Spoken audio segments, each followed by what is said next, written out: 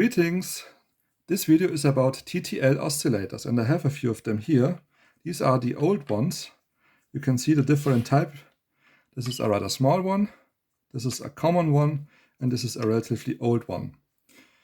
The new generation is a smaller one, SMD number 1, 2, and this is the one you may even find in your modern today device. What these things do is they generate a signal. On the frequency the signal is being generated is written down on the part itself. This one's, for example, 12.8 MHz, this one's 32 MHz, and this one's 20 MHz. This one probably is by far the most common one. The most, if you open a device, you will find one of these. Mostly if it's a computer or something that needs a clock pulse. These have 4 pins, and the 4 pins are ground, B+, and output. And this specific one, they have reduced it to 3 pins, ground, output, B+. And I happen to have a big collection of these things, and a very rare one I'll show you is this here. Usually you find them at frequencies like 20, 30, 40 MHz, but this one here literally has a frequency of 50 Hz. If it focuses, you will see it.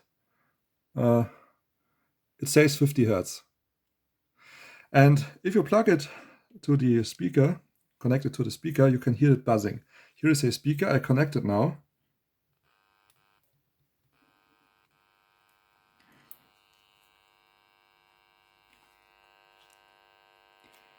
The speaker is connected to the crystal oscillator, and yes, you can hear it's really making the frequency that it's written on. Okay, why am I making this video? I'm making this video because I want to talk about crystal oscillators. If you happen to get these from a collection of parts or something, there isn't much you can do with it, except you need it for clocking a computer or if you really have a purpose for them. But most of the time they are laying around and there isn't much you can do with them. Many people build transmitters. This one is a 1 MHz TTL oscillator, and this one also is a 1 MHz. TTL means transistor logic. So the transistor logic thingy, people take it and connect it to an audio transformer. And I have to set up here, you find many videos like this on YouTube.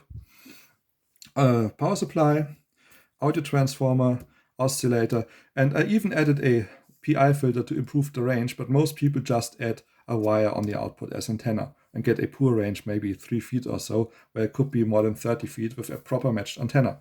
Anyhow, I have the circuit here. This is the circuit. And I didn't connect an antenna, instead I connected a coil simply because there isn't enough space on the board to hook it up like in the schematic. But the coil will also transmit the signal to my receiver. My receiver is tuned or will be tuned to the frequency of the crystal, which is somewhere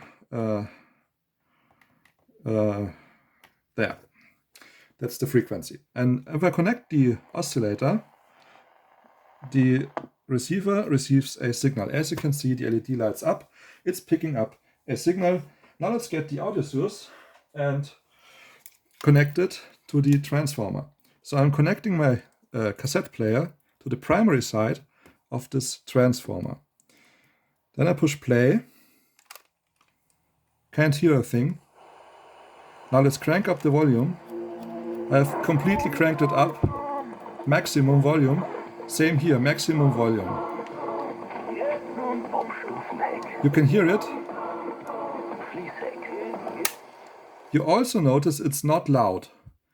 If you use the circuit, yes, it does work, but you need a very strong amplifier to amplify it. And now the battery is dying. Oh, cool. Live battery dying on the radio. That's alkaline batteries for you. Okay, so while I change the battery, I talk about the other circuit. But firstly, we are going to have a look about this circuit. So you need a strong signal to drive this oscillator. In the next part, I'm using an LM386 audio amplifier chip. And what this chip does is, well, it amplifies audio. Well, let's get a new battery for the radio. And while I talk, I've replaced the battery. So the LM386 is in standard audio amplifier configuration, but it does not utilize the typical speaker. Instead, it utilizes the TTL oscillator on its output. So instead of connecting a headphone or something on the output, I connect this thingy.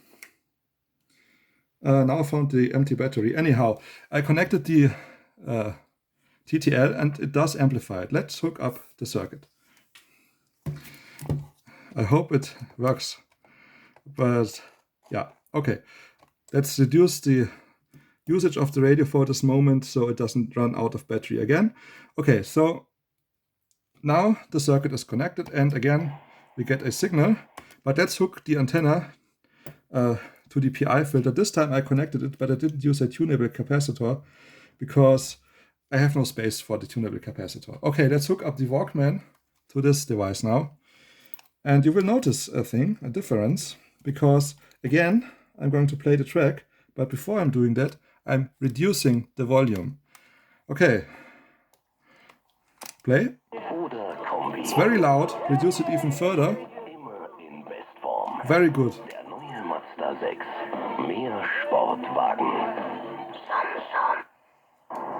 Okay. The LM386 audio amplifier does obviously amplify the audio, but it also works well in this circuit. If you want to build a transmitter, you can build this one.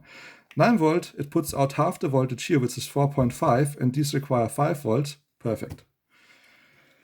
You can make it even simpler if you use this circuit. It utilizes a transistor, a single transistor, and I write 9 volt to X volts, so you can make 20 volts, 30 volts if you want. The only thing you have to get right is this resistor here.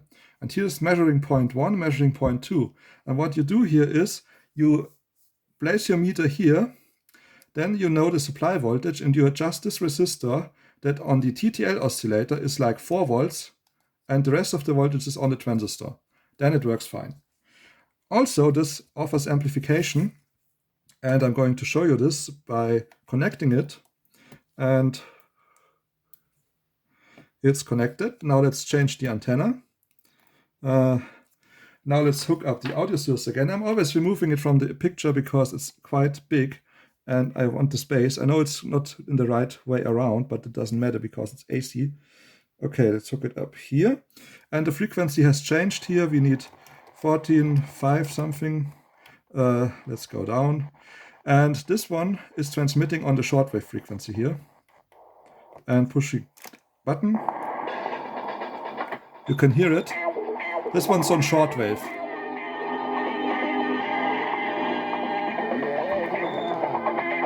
Yeah, it's advertising.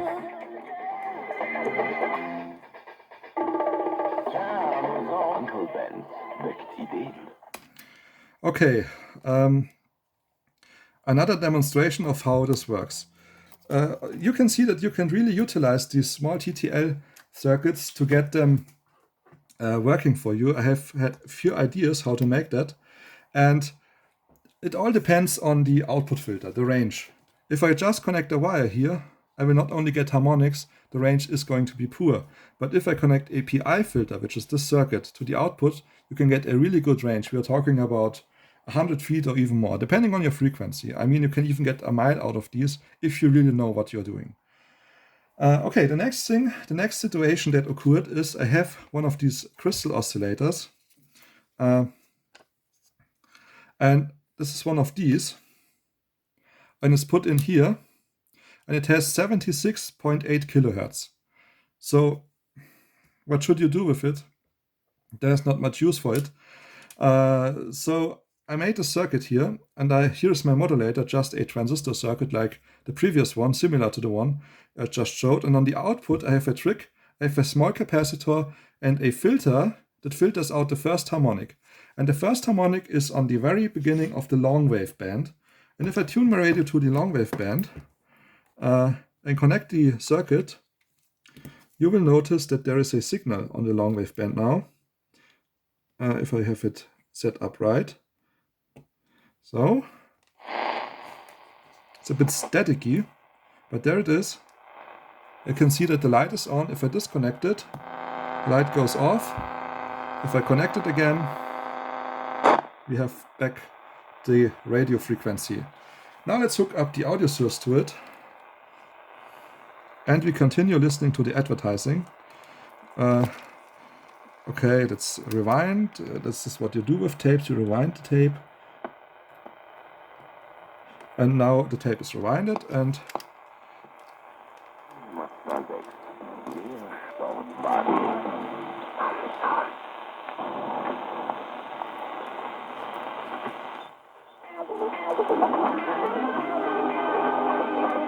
so you can hear on the first harmonic long wave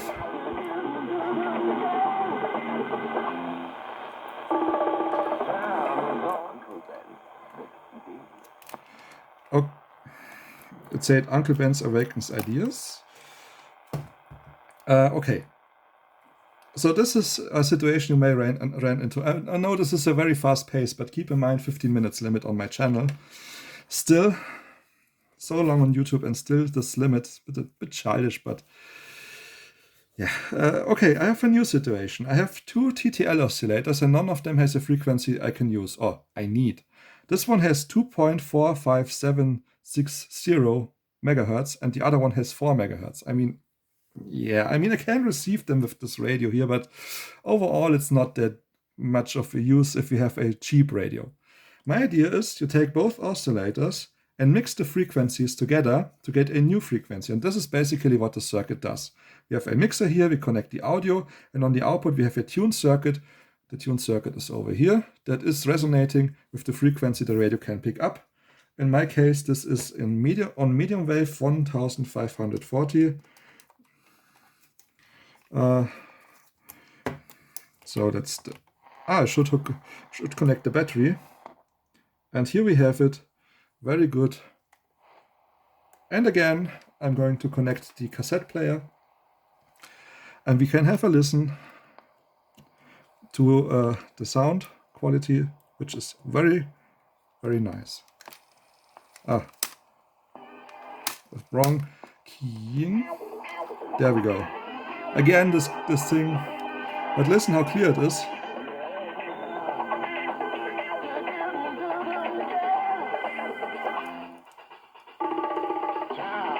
Uncle Ben weckt Ideen. Was sagt denn der DFB dazu? Kein Kommentar. Was sagen Sie denn zu der E-Plus-Tarifautomatik? Die Tarifautomatik So, bringt mich im Automatik. as you sure could figure out, the quality is excellent. And like I said, what I'm doing is I'm mixing two frequencies from two crystal oscillators. I'm mixing the frequencies with a transistor, and on the output is a filter. You can also use like a 60 megahertz and a 55, and you get like 5 megahertz if wanted. So this is pretty much what you can do with these TTL oscillators. And I just wanted to show it. I know this is a bit messy, but hey, it works, although it's a bit messy. And I think you got an idea. So in short, there is this old schematic with the old school audio transformer. It does work. This one, by the way, looks like a switch mode power supply transformer. It's this yellowish thingy, but trust me, it's for audio. It's not for high frequency, it's for audio. I bought it, and it said 1 to 10 audio transformer. Anyhow, this is the old 1 to 10 thing. It does work, but you need a lot of audio to drive the modulation on a good level. The improved version uses the LM386 or any audio amplifier class A/B configuration. 9 volt gives you 4.5 volts on the output, connected directly to the output, and you have a small transmitter. Another alternative, which is even more simple, use a transistor in the minus of the TTL circuit to generate the modulation. If you happen to have a circuit that does oscillate on a low frequency, you can use a filter to filter out the wanted harmonic. And the thing we just saw, if you happen to have two TTL oscillators with different frequencies, but the difference is an interesting frequency, you can use a mixer circuit, combine the two frequencies to get a third frequency, and then you can use it. This circuit here is tuned to the frequency on medium wave, and these capacitors are low value, like a few picofarads, because you don't want to overload the modulator, and you want to lose coupling because then you get a sharp resonance, or you get a sharp resonance. Okay, that was it for this video. As always, thank you for watching the video.